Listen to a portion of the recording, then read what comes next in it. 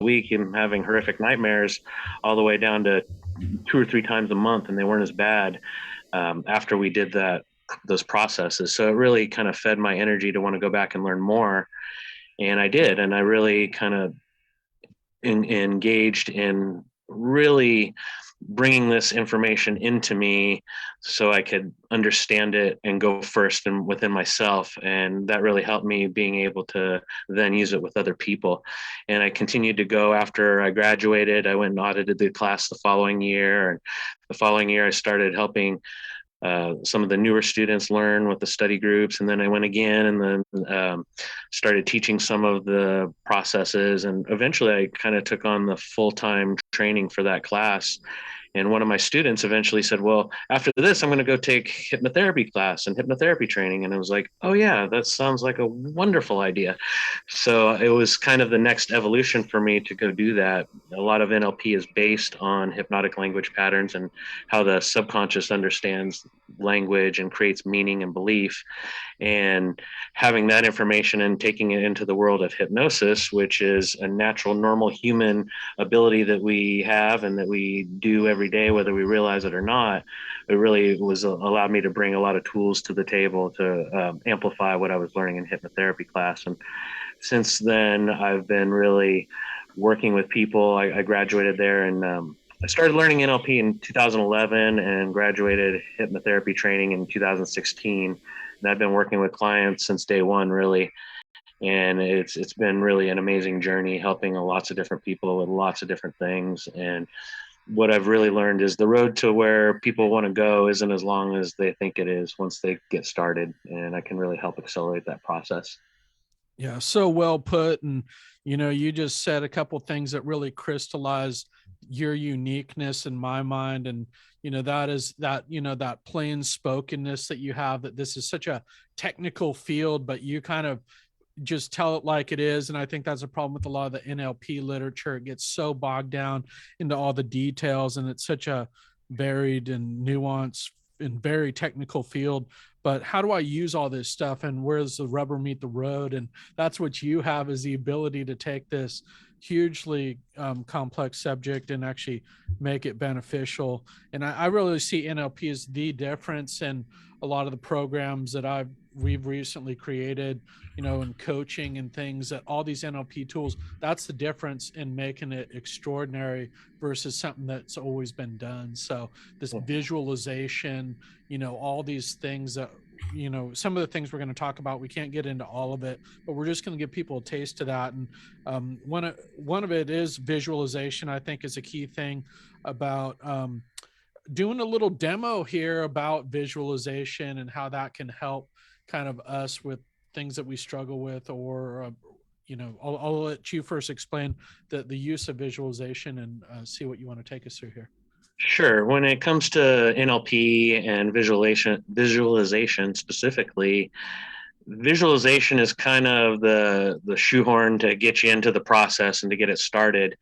And NLP is really the study of all our senses. So when we do these things, we want to really think about not just what it looks like, but also what it feels like and what it sounds like. And even if you can, what it smells like or tastes like. But the visualization is going to be the vehicle for that. So if somebody wants to do a process right now, we can kind of go ahead and I can kind of just walk you through a basic NLP process that kind of encompasses all of those things, and it can be useful for the rest of your day or for as you go out through your week here. And what we're going to do is we're going to set an anchor, and an NLP anchor is a term that we use for anchoring a feeling, an idea, an attitude. And we can do that in several ways. We can do a visual anchor, like every time I go like this, you're going to remember something. Or every time I say a word like that, you might remember or recall that feeling. Or anytime you have a physical touch, you might remember something that happened. I can give you a couple examples of normal natural anchors. How many of you are walking through the mall and you smell those cinnamon rolls at Cinnabon and you're like, takes you back to your mom's kitchen when she was making those when you were a kid? Or you're driving along and you hear a song on the radio and, oh, Ryan, takes you all the way back to your first homecoming dance where you got to slow dance with somebody and you know, it was just a wonderful feeling. And those are all natural anchors that we have all the time. And some of them are really wonderful, like the ones I just mentioned. And some of them are not so good. There was a story I know about where my mentor was telling me about, he had a client that was uncontrollably sobbing at random times. And he would just start crying all the time. And long story short, it turned out that his wife had passed away a few years previous. And during the funeral, several people came up and were talking to him. And as they were talking to him and giving him their condolences, they would touch him on the shoulder. Oh, sorry for your loss. Sorry to hear this happen and whatnot. So it just turned out that he had that sadness anchored to being touched on the shoulder. And my mentor didn't realize it till one day. He's like, "We'll see you later." And he touched the guy on the shoulder and he started sobbing. And it was like, hey, something's going on here. So those are all natural anchors that we experience in life anyway, but we can do this on purpose for the outcome that we want to have. So imagine that you want to have more excellence in your life, more energy, more motivation, whatever it is. Think about something you'd like to have more of in your life. All right. I can think of, I want to have more energy to work out. That's always a good one. All right. Well, the way to access that, and what we're going to do is we're going to set an NLP physical anchor. And so when we build this visualization up in our mind, once we get it to the peak of the experience, I want you to squeeze the webbing right between your middle finger and your index finger. And you want to hold that for about 3 seconds and then let off, but not yet. Don't do it yet, but that's going to be the signal. That's what we're going to do. So go ahead and think about that experience you'd like to have more of. Visualize yourself doing it, a time when you were motivated to exercise or do that thing that you want to do more of. Imagine yourself, how you felt when you did that, when you were lacing up your shoes or getting ready to go, and just excited to be there to do it. See what that looks like. Imagine how that felt. Yeah, imagine what you said to yourself. Yeah, I got this. I can't wait to go do that. Yeah. When you have all those 3 things lined up, really breathe it in and squeeze that spot.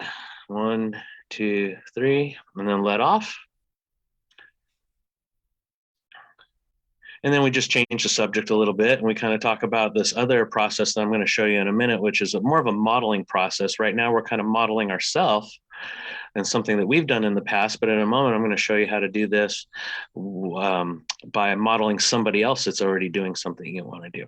All right, so now go back to your webbing and give it a squeeze and test it. And notice that feeling come right back. Yeah, I'm feeling that motivation, that energy, that desire to go out and work out. I see a smile on Corey's face. He's feeling it. All right.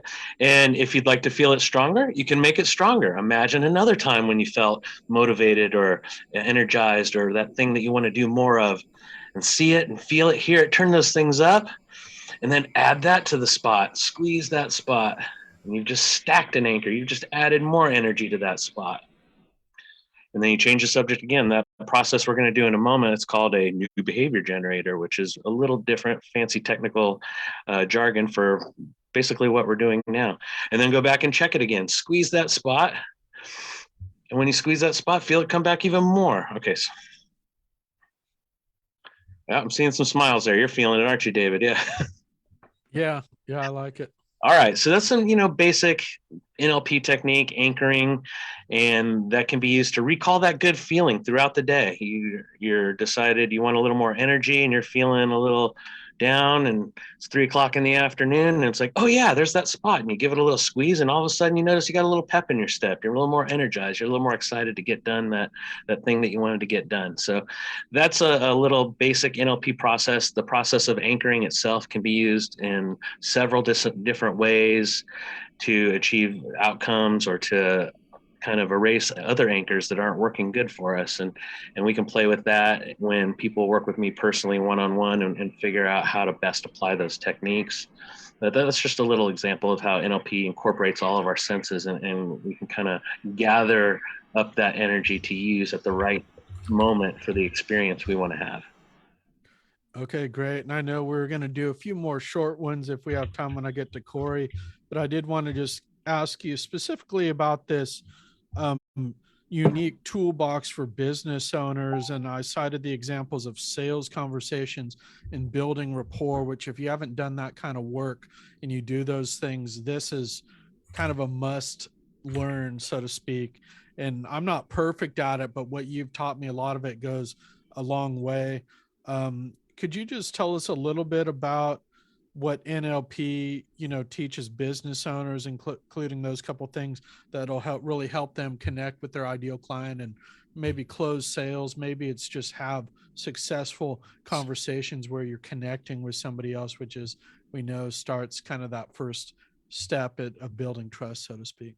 Yeah, absolutely. It's been said before, people like to do business with people they like, not necessarily the people that are the most inexpensive or who other people might consider the best at what they do.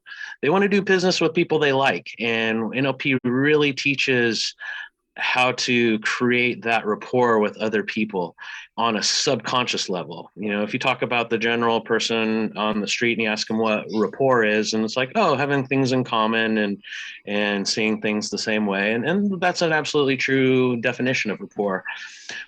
As an NLP practitioner, you come to learn that rapport is on a much deeper level.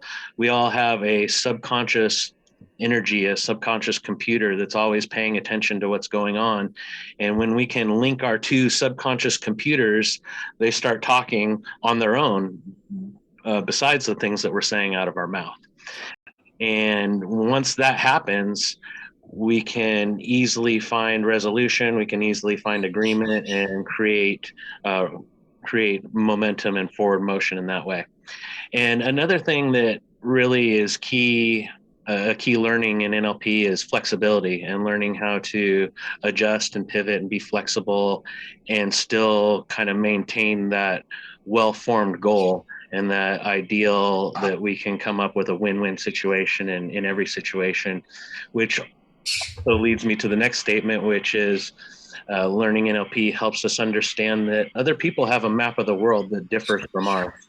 And when we can really kind of understand where someone else is coming from and help kind of and kind of have an idea of how they're operating from their map of the world, and maybe even kind of remove our map for a moment, we're going to be closer to an understanding with somebody. If we sit too close to our beliefs and our map of the world, we could be missing a whole bunch of stuff from the other person's map, the other person's experience. So those three things right there are really what I found most useful to most of my clients that learn these processes. And I'm kind of, like you mentioned earlier, I'm kind of a big chunker. That I'm saying that in a very broad, with a broad statement there. However, it's really core and fundamental and goes a long way.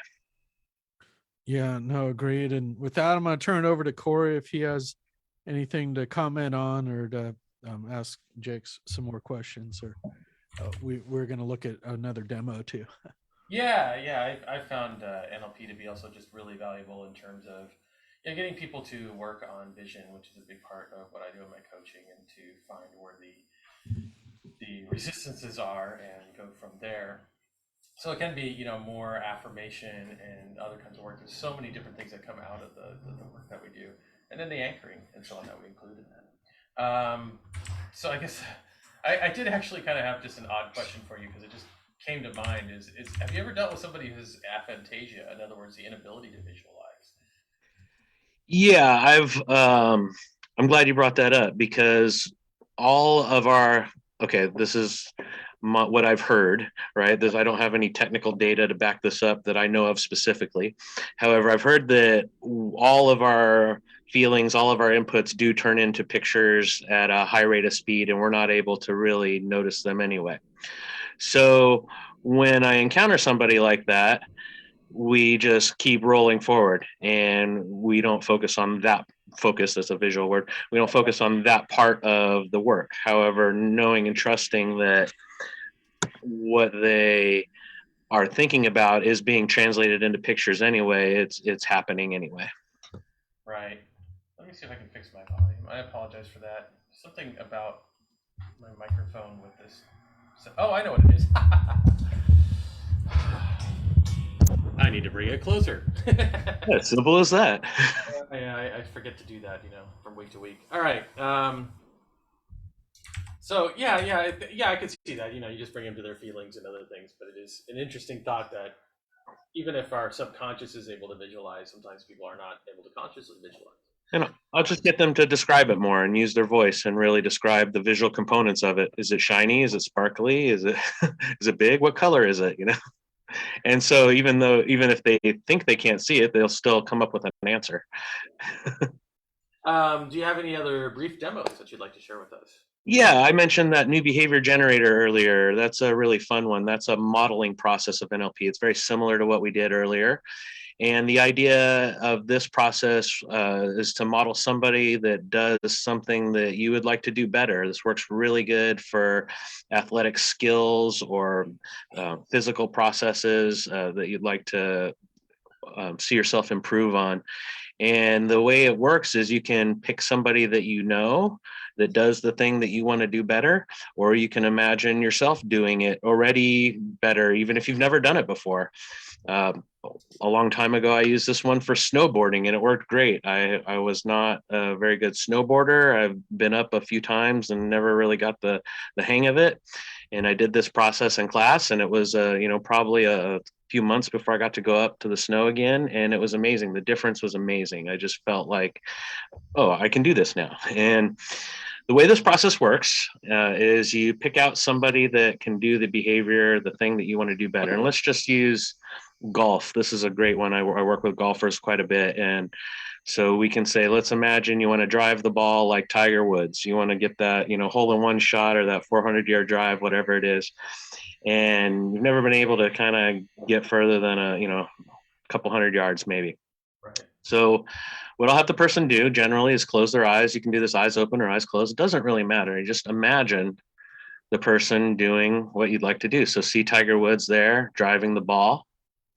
And imagine just watching from above, seeing what he does, noticing how his muscles move, noticing how he swings, how he makes contact with the ball, hear the sound the ball makes when the club hits the ball. That's right. Feel what it feels like. Imagine what he might be thinking, and then observe it again now from a different perspective. Imagine standing right behind him. Notice what he's doing differently than how you used to do it. And then observe it again. Watch from the left side. Watch him hit that ball.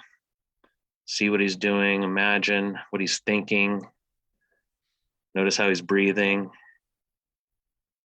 And then imagine you could transport yourself inside of his head and see that event through his eyes. Imagine being there, watching through his eyes as he hits that ball, noticing what he does differently than how you used to do it.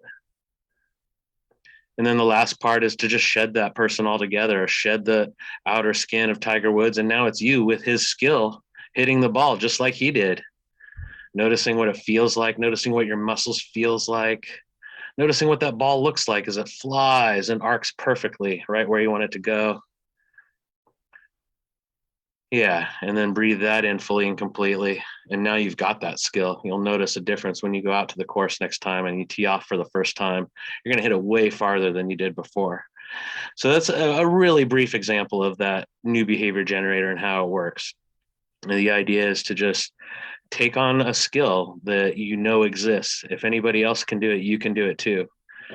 Now do you say, hey, Jake, you always said you wanted to dunk a basketball, do it. And so do I think I can go dunk a basketball like Michael Jordan? Not specifically, but if I train and work with the right people and practice, I'm going to be able to dunk that ball to the best of my ability. And so anything that anybody can do, we can also learn and do. Yeah. I've used that in business coaching as well, where, somebody is, I just don't know how to do this thing and I can't see myself, getting motivated for this. And it's a little different than necessarily, the skill learning behavior so much as it's a behavior generator. Like, yeah, is doing that kind of thing. And the habit part of it. And if you know them well, can you mimic some of the things that they do? Right. I always love what Mike Macedonio says in response to a lot of things is I would, right? Like, is this something, I would, decision you should make in your business is I would, so sometimes I just kind of go back to that I would, and instead of me trying to make the decision, it's, kind of going to that behavior. Yeah. It's like the much more technical version of what would so and so do. Yeah, but we incorporate that, and Yeah. worked with you to incorporate some of these people in my life is to kind of like how I model their behavior. So On a subconscious level. Yeah. habit, yeah.